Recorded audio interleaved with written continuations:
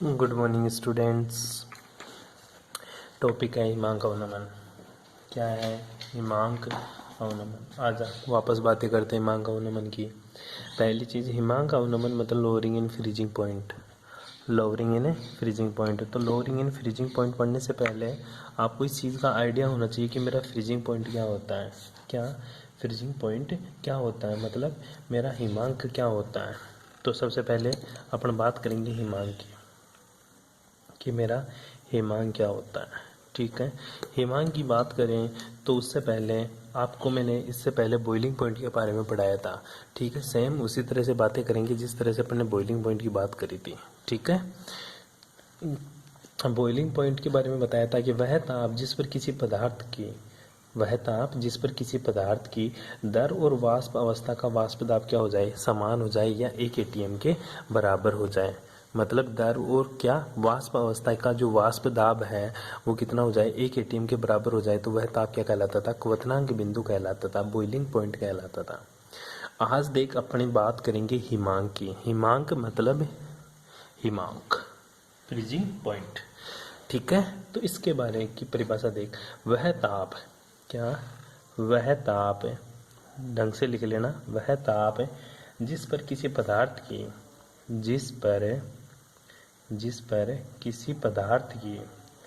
किसी पदार्थ की ठोस, क्योंकि वहाँ पे यहाँ पे जमना हिमांक होते ही तो वो पदार्थ किस में बदलेगा, ठोस में। किसी पदार्थ की ठोस व द्रव, क्योंकि द्रव भी तो किस में बदलेगा, ठोस में। और वहाँ पे अपन क्या बोलते थे, द्रव और गैस। तो वह ताप जिस पर किसी पदार्थ की ठोस व द्रव अवस्था का वाष्प दाब, द्रव अवस्था का वाष्प दाब क्या हो जाए, वाष्प दाब समान हो जाए, वाष्प दाब समान हो जाए, क्या कहलाता है, हिमांक कहलाता है। क्या कहलाएगा तेरा, हिमांक। सिंपल सी डेफिनेशन है। ठीक है, तो इसके बारे में आगे बात करते हैं कि गुरुजी हिमांक की तो डेफिनेशन ठीक है। हिमांक अवनमन का मतलब मेरे भाई कि गुरुजी हिमांक बिंदु का गिरना, जो पहले 100 डिग्री, मान ली जैसे बर्फ़ तेरी कहाँ जमती है, जो गुरुजी मेरी बर्फ़ है ना, वो सॉलिड से लिक्विड में 0 डिग्री सेल्सियस के ऊपर जाना प्रारंभ हो जाती है। 0 डिग्री पे सॉलिड रहती है।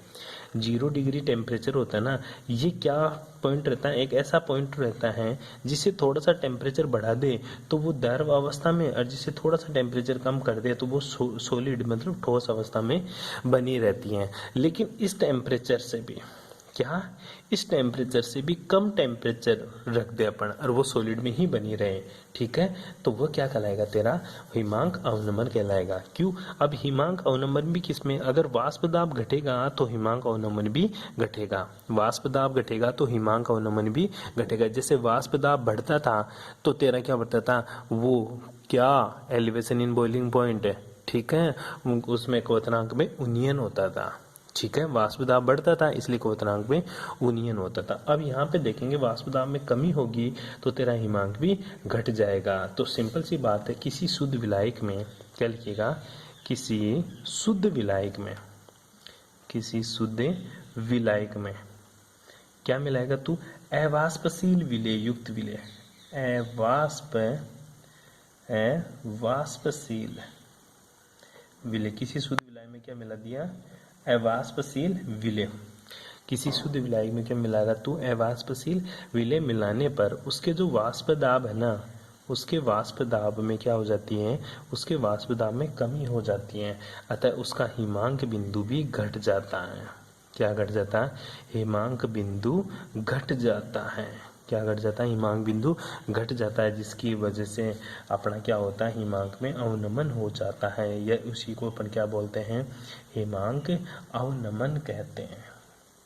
दोबारा समझे, किसी शुद्ध विलायक में अवाष्पशील विलेय मिलाने पर उसका वाष्प दाब घट जाता है, जिससे उसका हिमांक बिंदु घट जाता है। इसे ही वाष्प या हिमांक में अवनमन कहते हैं, इसे हिमांक में अवनमन कहते हैं। ठीक है, अब चले आगे इसी की बातें करेंगे और थोड़ी सी। तो वो देख क्या कहते करेंगे कि वही ग्राफ बनाएंगे अपन। ठीक है, तो ग्राफ बनाया था, तो ग्राफ बनाना वापस सीख ले एक बार से। ठीक है, वही मैं तेरे को बताता हूँ। 2 पॉइंट खींचने हैं गुरुजी, पहली लाइन, ठीक है, और इधर मैंने कौन सी, दूसरी लाइन। ठीक है, इधर तो क्या रहेगा मेरा वाष्प दाब, क्या रहेगा, वाष्प दाब, वेपर प्रेशर। इधर क्या रहेगा मेरा गुरुजी टेम्परेचर, टेम्परेचर मतलब ताप, ठीक है। यहाँ बड़ी इंटरेस्टिंग बात यह है, उस टाइम पे ताप है मतलब क्वथनांक बिंदु बढ़ता था, और यहाँ पे क्या होता है हिमांक में अवनमन होता है मतलब टेम्परेचर घटेगा, मतलब टेम्परेचर घटेगा। ये बात ध्यान में देना यहाँ पे, वहाँ पे तो वाष्प दाब बढ़ता था, यहाँ पे टेम्परेचर घटेगा। ये बिल्कुल बात को नोट करके रखना। कैसे घटेगा वो देख, बड़ा इंटरेस्टिंग ग्राफ आता है, इसका एक छोटा सा ग्राफ है और वो ग्राफ ही आप लोगों को याद करना है, ठीक है। तो वहाँ पे मैंने आप लोगों को बताया था ग्राफ में कि जो मेरा टी एफ है वो बाद में था, जो टी एफ है फ्रीजिंग पॉइंट, टी एफ है मेरा वो क्या था फ्रीजिंग पॉइंट, क्या था मेरा T F, sorry freezing point था मेरा। तो वही अपन देखेंगे सॉल्यूशन का, ठीक है। तो वही बात करेंगे गुरुजी, ये मेरा पी नोट किसका, प्योर सॉल्वेंट का, प्योर सॉल्वेंट का। उसके बाद में मैं बात करूंगा किसकी, P1 की और P2 की। एक तो यहाँ लिख ले तू P1 और यहाँ पे क्या लिख दे P2। यहाँ पे जो टेम्परेचर रहेगा वो भी 3 टेम्परेचर रहेंगे, ठीक है। प्योर सॉल्वेंट का जो टेम्परेचर रहेगा, जो प्योर सॉल्वेंट की बात करेंगे, वो जो टेम्परेचर रहेगा वो थोड़ा अलग रहेगा। वहाँ पे तो यहाँ पे तेरा TF आएगा और यहाँ पे तो तेरा TF आएगा और यहाँ पे तेरा T1 और यहाँ पे क्या आ जाएगा तेरा T2, T1 और T2, क्योंकि T फ्रीजिंग पॉइंट है। T क्या है मेरा फ्रीजिंग पॉइंट है, TF मेरा क्या होता है फ्रीजिंग पॉइंट होता है। बस उसी को थोड़ा सा ध्यान में रखना आप लोगों को, T1 और T2, ठीक है। अब देख इसी को आगे बढ़ाऊंगा। सबसे पहले क्या है मेरा सॉल्वेंट है, ठीक है, पी नोट क्या है मेरा सॉल्वेंट। फिर इसको कहाँ लेके जाऊंगा गुरुजी, वही दोनों को एक ही जगह ले जाके पुट कर दूंगा मैं, ठीक है, T2 और ये T1, ठीक है। यहाँ पे मैंने क्या खींच दिया, ये तो मेरा पहला सॉल्वेंट, ये इसकी बात कर रहा है, ठीक है, और ये किसकी बात कर रहा है, इसकी बात कर रहा है। तीनों ग्राफ खींच दिए मैंने, ठीक है। आपको इनको मिलाना है गुरुजी। इस बिंदु को तो मैंने इससे मिला दिया, ठीक है, इस बिंदु को मैंने किससे मिला दिया, इससे मिला दिया, और इस बिंदु को मैंने इससे मिला दिया, ठीक है। और ये मैंने एक एक्स्ट्रा लाइन खींच दी इन दोनों तीनों को मिलाते हुए, खींच दिया तीनों को मिलाते हुए, ठीक है। 3 ग्राफ बन गए तेरे, वही बातें करेंगे। इसको TF कर ले तू, TF इसी को कर, सॉरी ये T2 हो जाएगा, क्योंकि P2 से T2, P1 से T1 और P नोट से TF, ठीक है। अब इसी बिंदु को मैंने A नाम दे दिया, इसको मैंने B नाम दे दिया, इसको C दे दिया, ठीक है। और ये E और ये क्या हो जाए ABC और ये मेरा D, ठीक है। तो 3 ग्राफ बन गए वापस से तेरे, 3 ग्राफ कौन को, 3 सॉरी एक ट्राइंगल बन गया, एक तो ये ट्राइंगल बन गया गुरुजी और दूसरा मेरा ये ट्राइंगल बन गया। थोड़ा सा इसको नीचे कर लेना, ठीक है। इस टाइप के 3 ट्राइंगल बन गए। तीनों ट्राइंगल में ये तो प्योर सॉल्वेंट का है, ठीक है, ये तो प्योर सॉल्वेंट का, ये मेरा सॉल्यूशन फर्स्ट का है और ये मेरा सॉल्यूशन सेकंड का है, ठीक है। वही बातें करेंगे, ठीक है। शुद्ध अवस्था का जो हिमांक होता है वो TF है, इस पर वाष्प दाब P नोट है, ठीक है। और किसी विद्युत अपघट्य की अलग अलग मात्रा मिलाए तो विलयन फर्स्ट और सेकंड प्राप्त हो गए तेरे को, जिनका हिमांक क्या है T1 और T2 और वाष्प दाब क्या है P1 और P2, ठीक है। आगे चलते हैं अपन, वही जो मेरा त्रिभुज है, कौन सा त्रिभुज ABD एंड त्रिभुज ACE क्या है समरूप है, ठीक है। दोनों त्रिभुज क्या है मेरे समरूप है। तो तू क्या बोलेगा गुरुजी, जो मेरा AD है बटा AE, ठीक है, मैंने बोला था कैसे लिख सकता तू, ठीक है। जो AE है वो किसके बटा होगा CE के, ठीक है।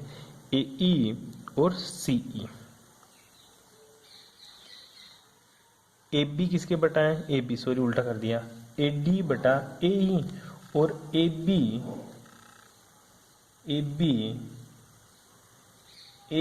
बटा AC, AB बटा AC उल्टा कर दिया, AB बटा AC, ठीक है।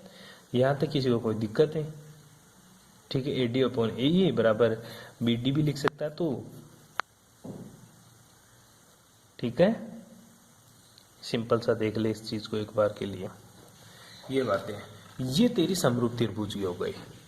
दोबारा देख, AD अपॉन AE और AB अपॉन AC, ठीक है।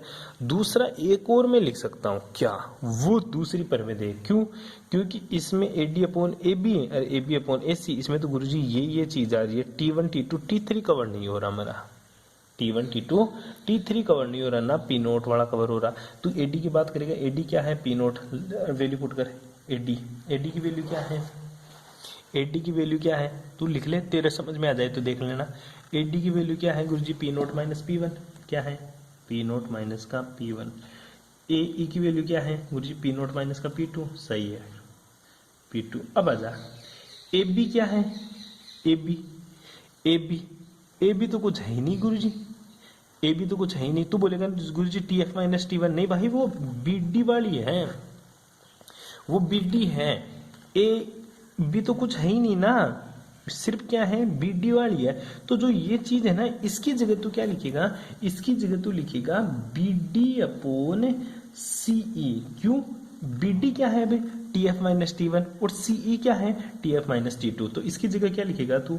TF माइनस का T1 और TF माइनस का T2। इस तरह से वैल्यू पुट करेगा। आई बात समझ में? जो इक्वेशन में वैल्यू लगा रहे हैं पर वो इस तरह से पुट करेंगे पर, क्योंकि ये त्रिभुज इन दोनों में डिफरेंस है। ये तो क्या है? विकर्ण हो गया अपना, जिसका मान नहीं निकाल सकते अपन। ठीक है, तो इसको आगे बढ़ाऊं तो मैं लिख सकता हूं क्या गुरुजी? Delta P1 upon delta P2 equals to delta T1 upon delta T2। या इसी को मैं क्या लिख सकता हूँ आगे? Delta P is directly proportional, या बराबर होगा किसके गुरुजी? डायरेक्टली प्रोपोर्शनल होगा डेल्टा T, और F मैंने लगा दिया क्योंकि फ्रीजिंग पॉइंट पढ़ रहा हूं। ठीक है, और वही बातें करेंगे, तेरा डेल्टा P किसके बराबर होता है? मोल फ्रैक्शन के। वही बातें चलेंगी, इसको इक्वेशन नंबर 1 पुट करते हैं। ठीक है, क्या आ गया था तेरा गुरुजी? मेरा आ गया था delta P is directly proportional to delta TF, equation number 1। अब क्या लिखिएगा? According to Raoult's law. क्या लिखिएगा? According to Raoult's law. According to Raoult's law. ठीक है, राउल्स लॉ क्या बोलता है वो देख। राउल्स लॉ बोल रहा है मेरे भाई, P नोट माइनस का PS divided by P note. ये क्या होता था गुरुजी? ये बराबर होता था NA divided by NA plus NB। अब मैं एक एक बात वापस थोड़ी लिखूंगा। ठीक है, ये बात लिखी थी अपन ने, इसको इक्वेशन नंबर 2 पुट कर दे। फिर लिखा था तू for dilute solution. For dilute solution तू बोला NA is less than NB। यहाँ तू लिख सकता है NA प्लस NB, ये किसके बराबर होगा? NB के बराबर होगा। तो फिर से लिख देगा P नोट माइनस का PS divided by P naught equals to क्या लिख देगा? NA divided by NB। लिखा था ये चीजें, ठीक है, लिख दी थी यहाँ तक। ठीक, अब आगे चलते हैं गुरुजी। इसको मैं लिख लूँ डेल्टा P, तो डेल्टा P इक्वल्स टू क्या लिख देगा तू? P नोट NA की जगह तू क्या लिख सकता है? NA बराबर तू लिख सकता है WA डिवाइडेड बाई MA, और NB की जगह तू क्या लिख सकता है? WB डिवाइडेड बाई MB लिख सकता है। तो इसी की जगह लिख ले, NA की जगह WA डिवाइडेड बाई MA और WB यहाँ पे लिख देगा MB डिवाइडेड बाई WB।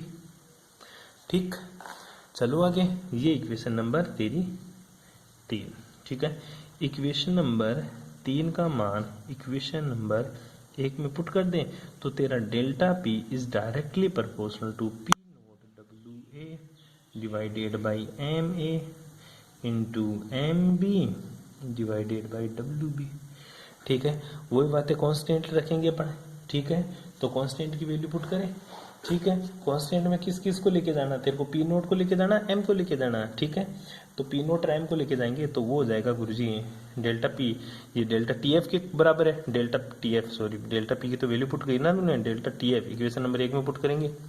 ठीक है, तो तेरा delta TF equals to K dot यहाँ लिखना है तेरे को WA डिवाइडेड बाई MA।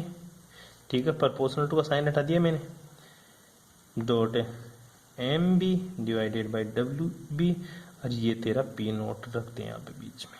ठीक है, P नोट तो रखना ही है।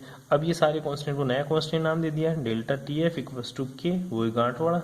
ठीक है, डॉट यहाँ पे क्या आ जाएगा? WA divided by MA dot यहाँ लिख दे WB, ठीक है। उसको क्वेश्चन ले गया। के क्या है, ठीक है, के है अवनमन स्थिरांक, स्थिरांक, ठीक है। यहाँ तक किसी को कोई प्रॉब्लम, अवनमन स्थिरांक है। अब आगे जो बात करी थी उसमें आजा थोड़ा सा, तू क्या बातें करी थी वो देख एक बार।